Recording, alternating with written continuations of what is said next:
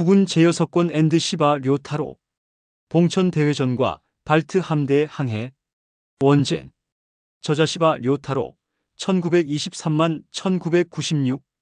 연재상 K 신문. 1968만 1972년. 한국어 번역국은 주요 번역판 참조. 장르 역사 대하소설. 시대 배경로 일전쟁 후반기 1905년 15월. 제여석권 개관 및 서사 구조.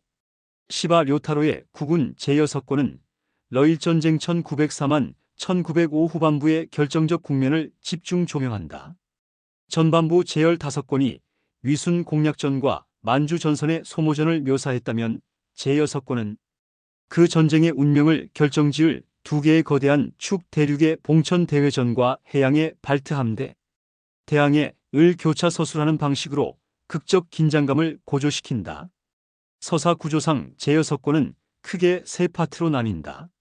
첫째, 1905년 2월 말 3월 초에 걸쳐 벌어진 봉천 대회전의 전황과 오야마, 이와오 원수코다마, 겐타로 참모 차장의 결단. 둘째, 러시아 제2태평양 함대 발트 함대가 발트해를 출발해 아프리카 남단 희망봉을 돌아 인도양을 거쳐 동아시아로 향하는 약 2만 9천의 항해 실황. 셋째, 두 국가의 운명이 교차하는 가운데 일본 연합함대 사령장관 도고 헤이아치로가 스시마 해협에서의 결전을 준비하는 과정이다. 시바는 이 권에서 전쟁은 인간의 의지와 우연히 교차하는 장이라는 주제를 더욱 선명하게 부각시킨다. 봉천의 육전과 스시마로 향하는 해전 준비가 교차되면서 독자는 두 무대 위에서 동시에 진행되는 역사의 거대한 톱니바퀴를 목도하게 된다. 봉천 대회전의 전개. 2-1. 전투의 규모와 역사적 의의. 1905년 2월 23일부터 3월 10일까지 전개된 봉천 대회전은 당시까지 인류 역사상 최대 규모의 육상 전투 가운데 하나였다. 일본군은 25만여 명, 러시아군은 34만여 명이 투입되어 약 100에 달하는 전선에서 격돌하였다. 사상자만도 양측 합계 15만 명을 넘어서는 전례 없는 소모전이었다. 시바는 이 전투를 묘사함에 있어 승리의 영광보다 전쟁의 소모성과 인간의 한계에 초점을 맞춘다. 일본군 제1제사군과 압록강군이 러시아군의 측면을 포위하려는 대기동을 시도하지만 지형과 보급의 한계, 그리고 러시아군의 완강한 저항 속에서 완전한 포위 섬멸은 끝내 이루어지지 않는다. 2-2. 코다마 겐타로의 결단. 제여석권에서 가장 드라마틱한 장면 중 하나는 만주군 참모차장 코다마 겐타로가 위기에 처한 전황을 수습하기 위해 독자적 결단을 내리는 순간이다. 야전에서 탄약이 소진되고 일선 부대의 전투력이 한계에 달한 상황에서 코다마는 예비대를 투입해 러시아군의 퇴각로를 차단하려는 대담한 기동작전을 감행한다.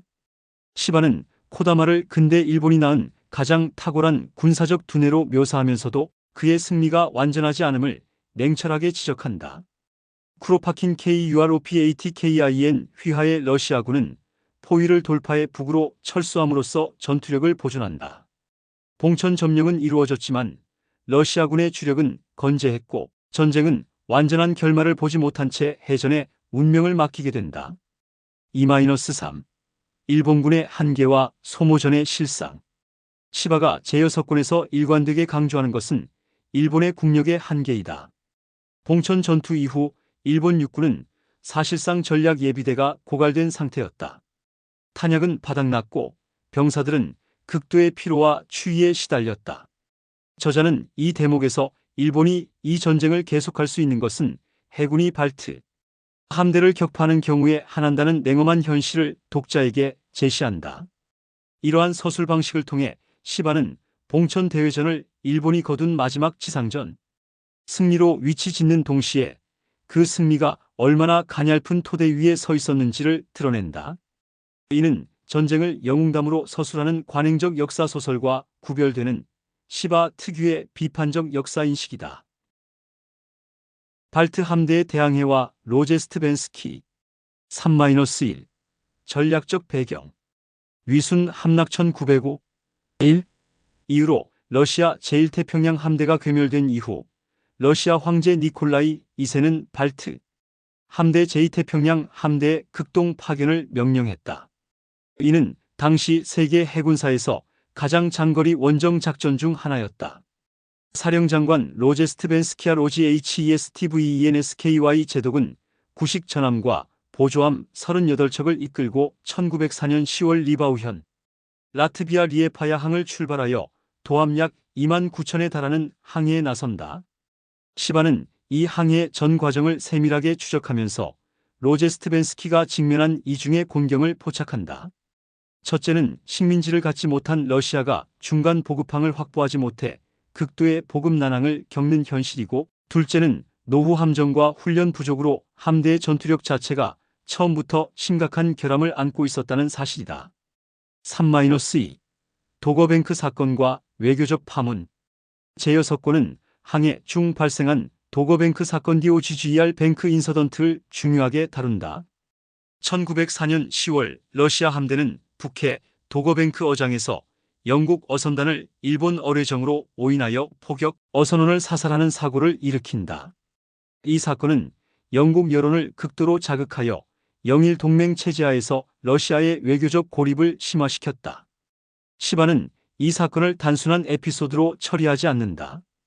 도거뱅크 사건은 러시아 함대가 처한 정신적 긴장과 공포, 그리고 훈련 부족이 낳은 필연적 결과로 해석된다.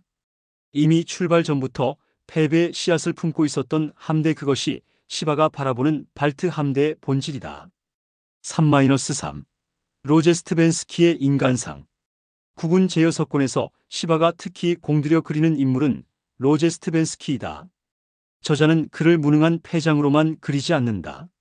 그는 불가능에 가까운 임무를 부여받고 황제의 명령과 군사적 현실 사이에서 좌절하면서도 함대를 극동까지 이끌어온 집념의 군인이었다.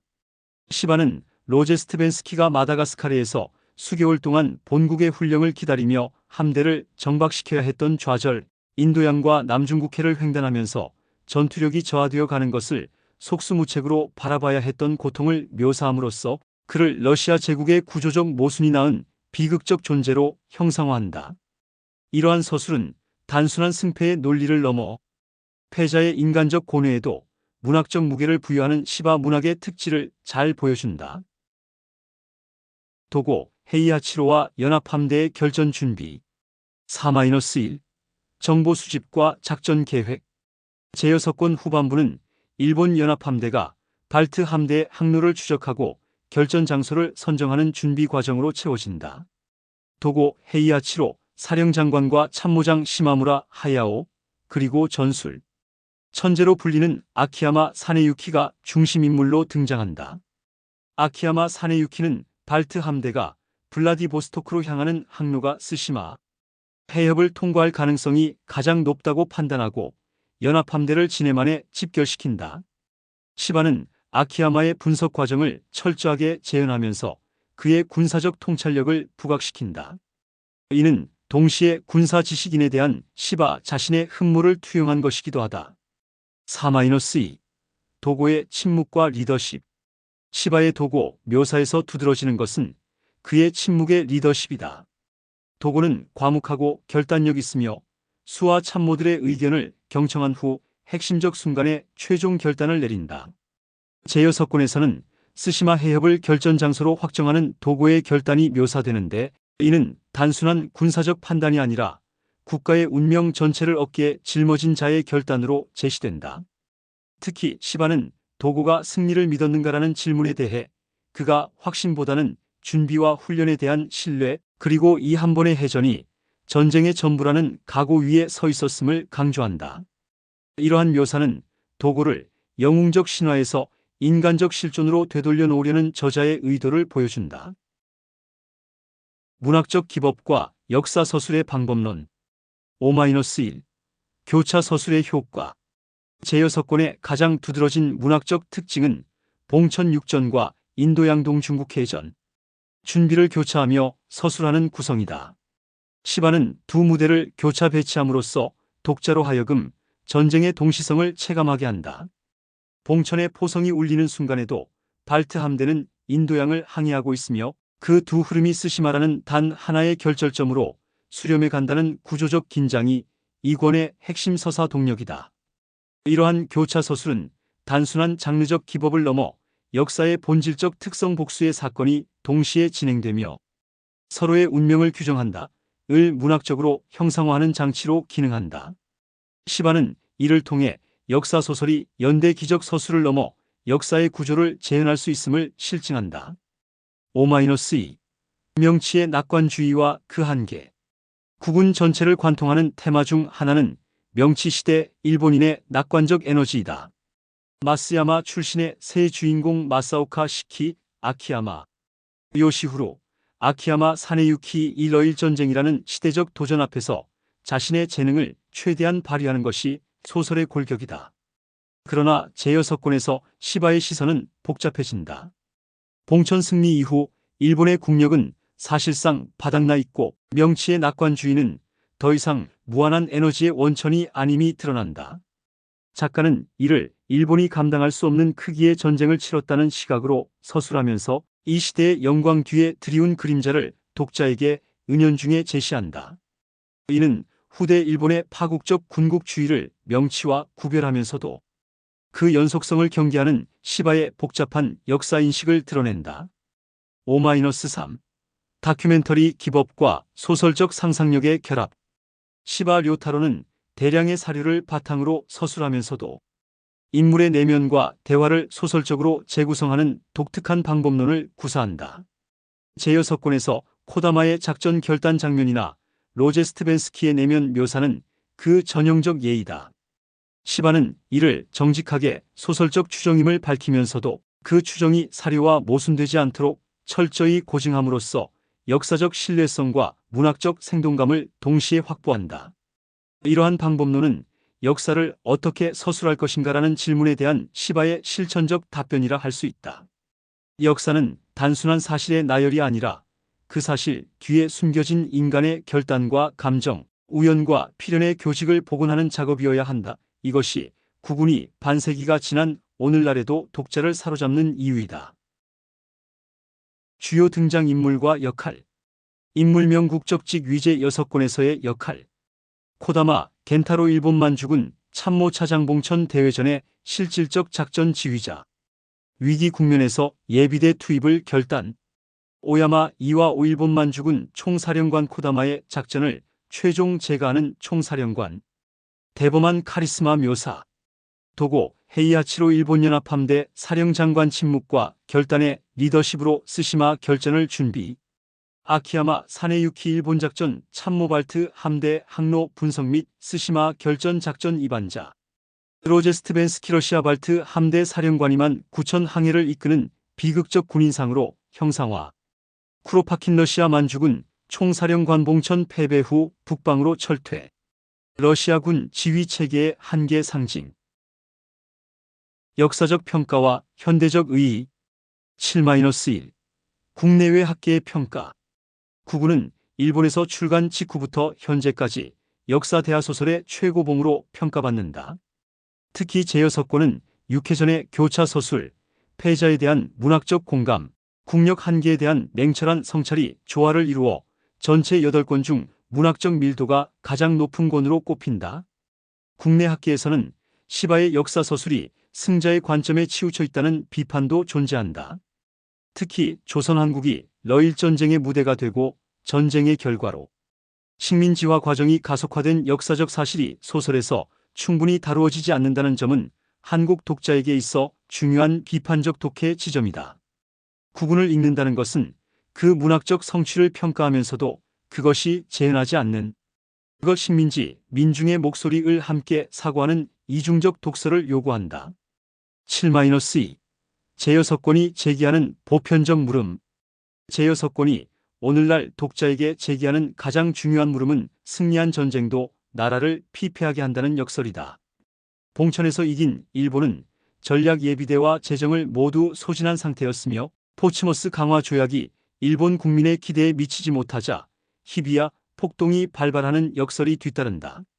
시바는 이를 통해 전쟁이 낳는 기대와 현실의 낙차를 예리하게 포착하고 있다. 이 교훈은 단지 메이지 일본의 이야기가 아니다. 어떤 국가든 국력의 한계를 넘어선 전쟁은 승리조차 파국의 씨앗이 된다는 보편적 경고를 제6권은 담고 있다. 바로 이 지점에서 구구는 단순한 역사 기록을 넘어 동시대적 의의를 갖는 문학으로 자리매김한다. 결론 및 종합평가. 시바 료타로의 구군 제6권은 러일전쟁의 절정부를 봉천대회전과 발트, 함대 대항해라는 두 축으로 교차 서술하면서 전쟁의 공식적 역사 뒤에 존재하는 인간의 결단 한계의 비극을 정밀하게 포착한 대하소설의 명장면으로 평가된다. 코다마 겐타로와 로제 스트벤스키라는 대조적인 두 군인상을 통해 저자는 승자와 패자 모두를 역사의 구조적 강제 속에 놓인 인간으로 바라보는 복층적 시각을 견지한다. 문학적으로는 교차 서술 기법과 다큐멘터리 마이너스 소설 혼합 방법론이 절정에 달하며 역사적으로는 명치의 낙관주의가 봉천 승리를 기점으로 그 한계를 드러내기 시작하는 전환점이 이 권에 응축되어 있다. 한국 독자에게 있어 이 소설을 읽는 것은 일본 근대의 자기 이해를 이해하는 동시에 그 서사가 소구하는 역사 조선과 아시아의 관점을 비판적으로 사유하는 실천이기도 하다. 제6권은 제78권의 스시마 해전을 향해 활시위를 최대한 당겨놓은 권이다. 발트 함대는 이미 스시마 해협으로 향하고 있으며 도고는 진해만에서 그 순간을 기다리고 있다.